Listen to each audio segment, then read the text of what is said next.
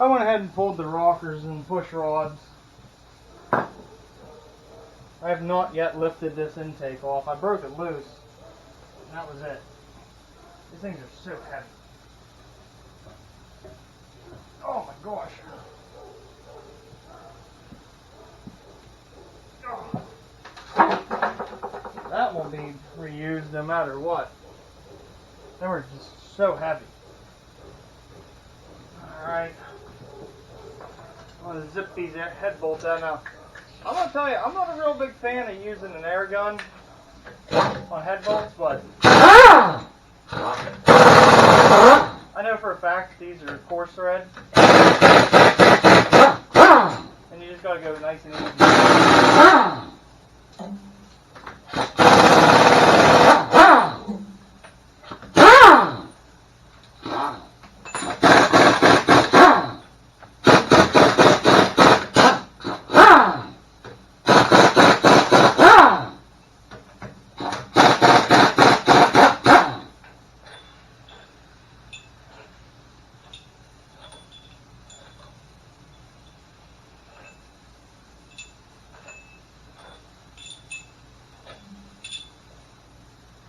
Well, let's see what kind of chaos has been created.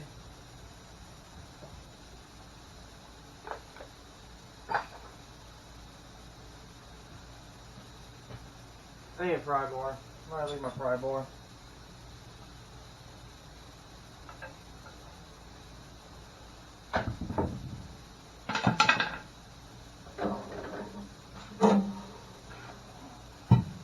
Oh my. We're missing 2 valves.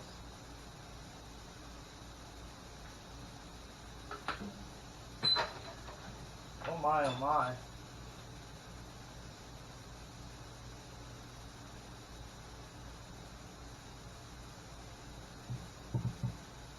Wow. And we're missing part of a piston. You gotta get your eyes in on this one.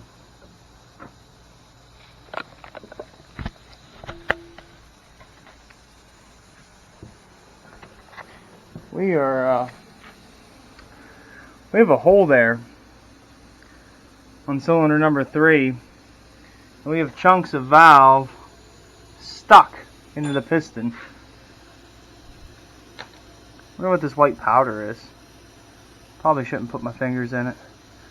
Well, that's no good. Amazingly, there isn't like any. There's a little bit of a ring ridge. Very subtle. You could hone that out. Yeah, these came with flat tops in them back in the day, but I guess they got real big combustion chambers. Probably. We were completely missing 2 valves. Well, the valve heads. Wow. I guess we're going the rest of the way into her.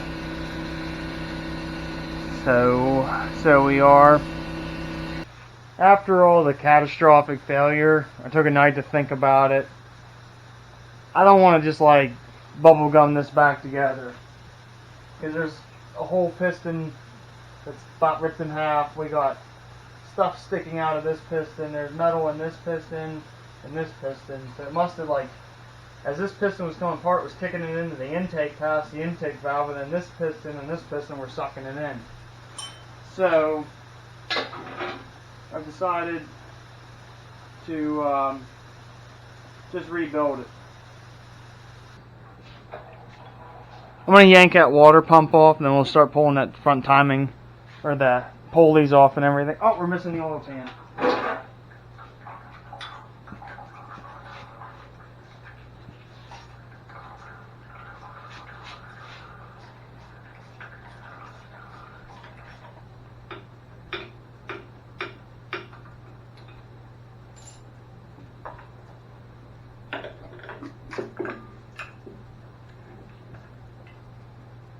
The thing looks like it's brand new.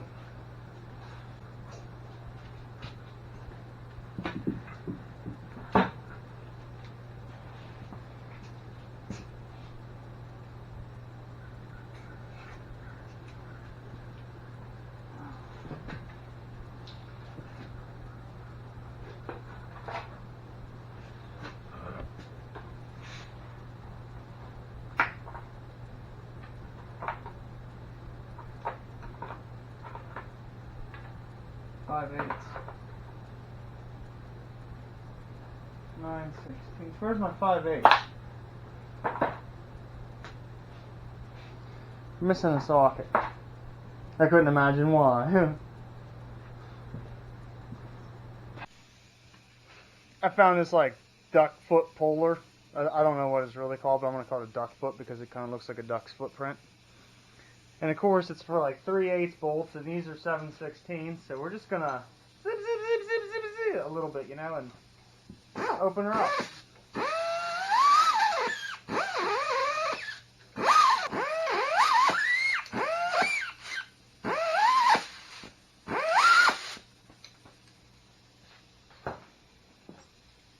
Oh yeah. Now we got plenty of room in there. Alright, 2 more to do. I got the old wee-wee tool in there and hogged that out. Let's give her a bump with the air gun. Easy now. Are you telling me that doesn't fit? You're telling me that don't fit? Whatever. Fits a crescent wrench. Oh, it feels like the end. Yep, it's the end.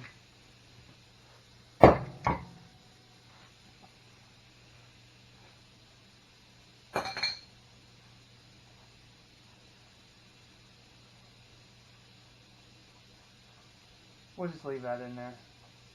No, we can't. Yeah, we can. Alright, now all the bolts that I stuck up here need to be moved. We got to turn sideways because now we're going to knock that oil pan off. And I lost my extension. There it is. So once that oil pan's off, the front timing cover can come off.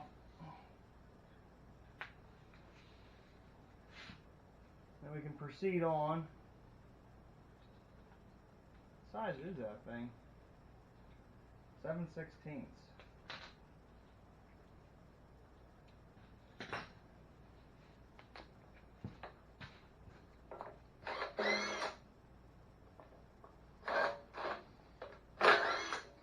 That one must be a half.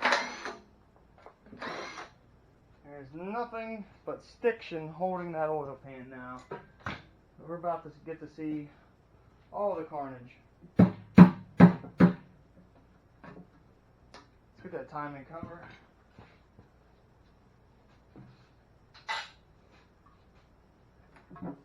I don't want it to fall and break my timing pointer thing. I kind of like that.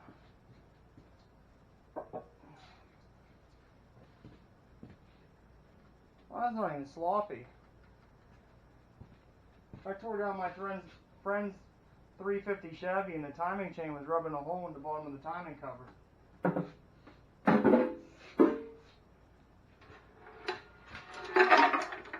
There's what's left of my piston.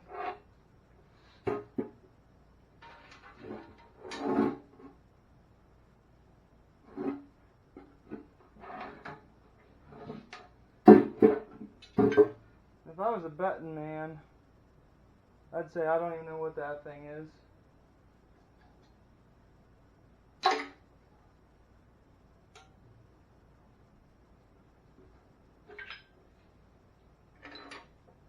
But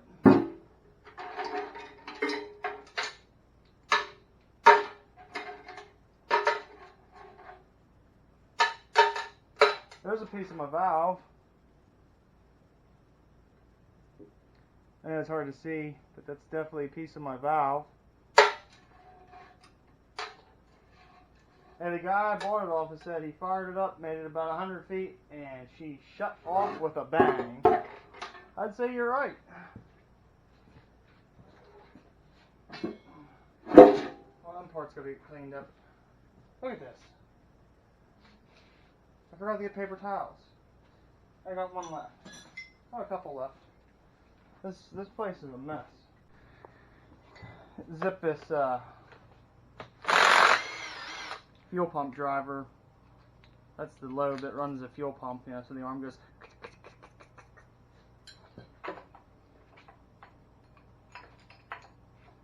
Big old chisel work.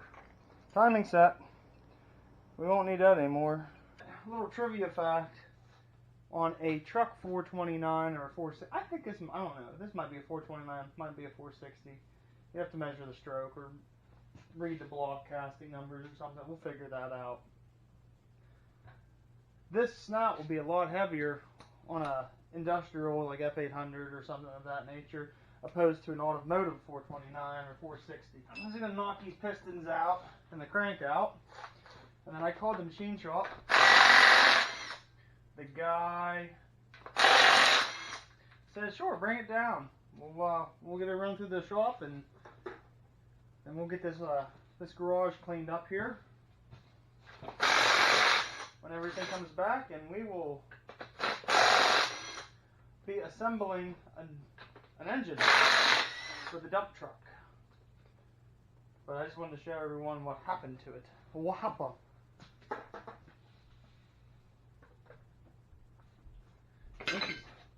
Let's see what the this is the sad part. That bearing doesn't even have any wear on it, other than like from probably what just happened. It's got like a streak through it. The oil pump probably picked something up as it was exploding and pushed it through. But this was a really low hour engine. I need a hammer. Oh geez, oh man. Look at that. That's the reason it's got stuff, the valve stuck in it. Oh wow. It don't Moroccan no more. Look at them bearings though. It's such a shame. There's no wear on them. They say Ford on them still.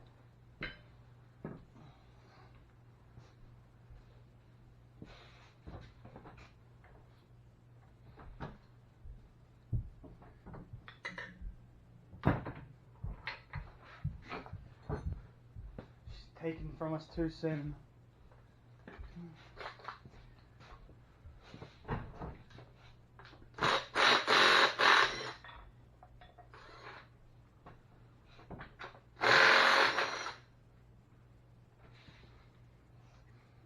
There's that piston. And that connecting rod is junk. It's bent. So we need one new connecting rod at least. Definitely check the other ones. But there's a bad connecting rod. Could have seen that one coming. I didn't figure that thing would be able to take a hit the way it did and keep on trucking.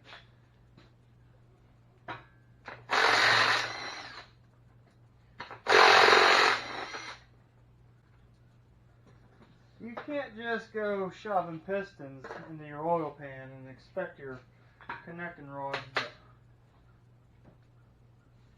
keep playing with the party.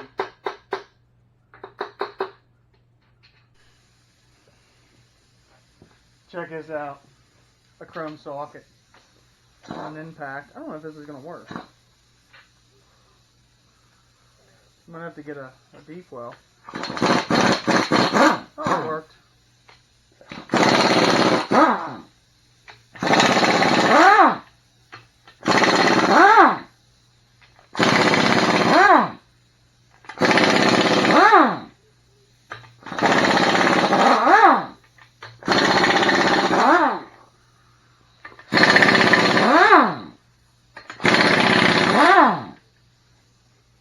That was annoying.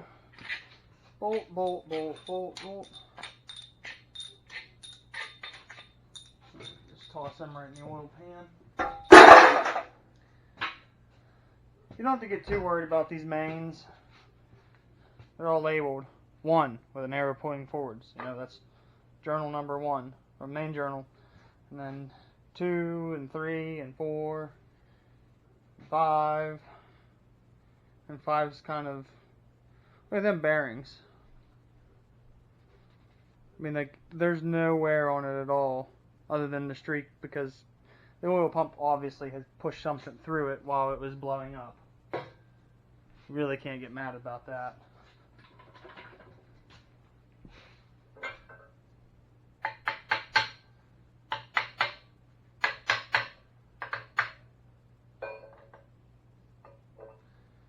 What a shame.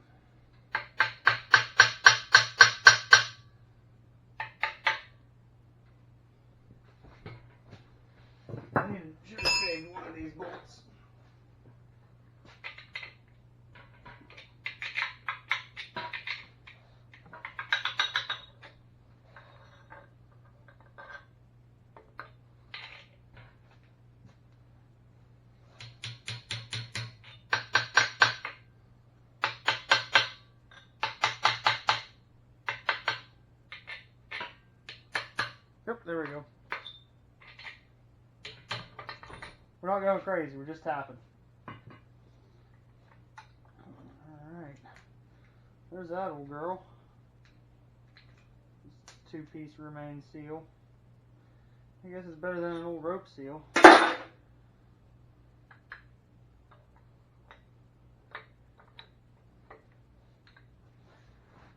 Set these here. Pick this big old heavy hunk of iron up out of here. Maybe. Yep, there it goes.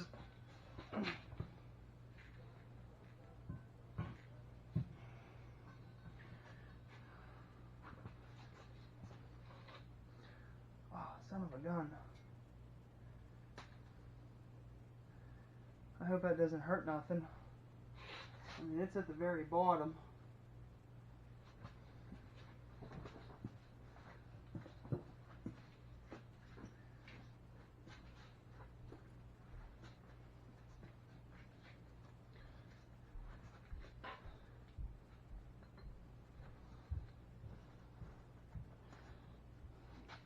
Hold on, it's going to be a bumpy ride.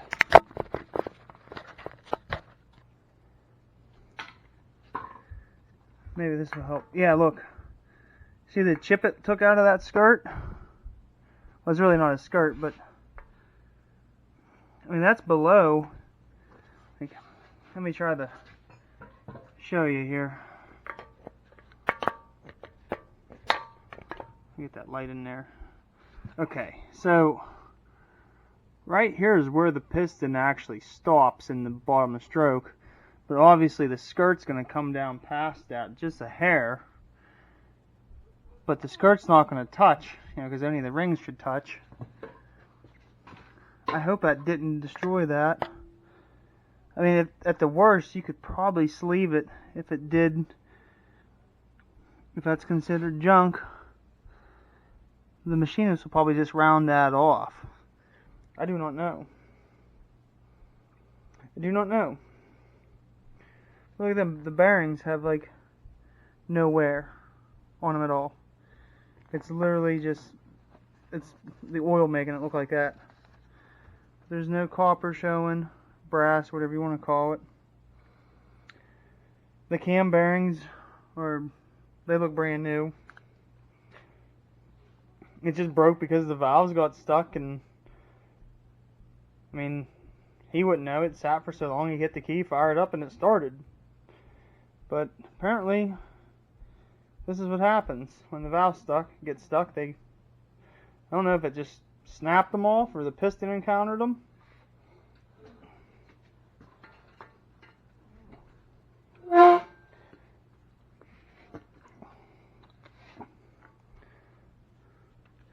This is the hole the piston came out of that was broken. It's like not even really scored up.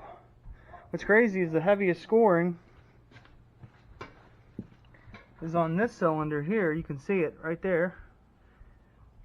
And it's not even one of the ones that broke.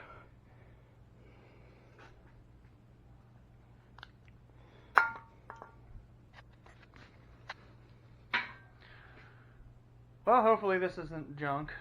And we don't have to, I mean, if we have to sleeve it, it's going to be sleeved. Whatever. I'll pay the money to have it bored over and sleeved on that one hole. Oh well. Better save this engine though. Comment if that's going to be fixable, because obviously this video would debut long before we get the answer via YouTube. But now you know. So not this Friday because we're going to the Steam show, but next Saturday I'll be dropping these engine parts off at the machine shop.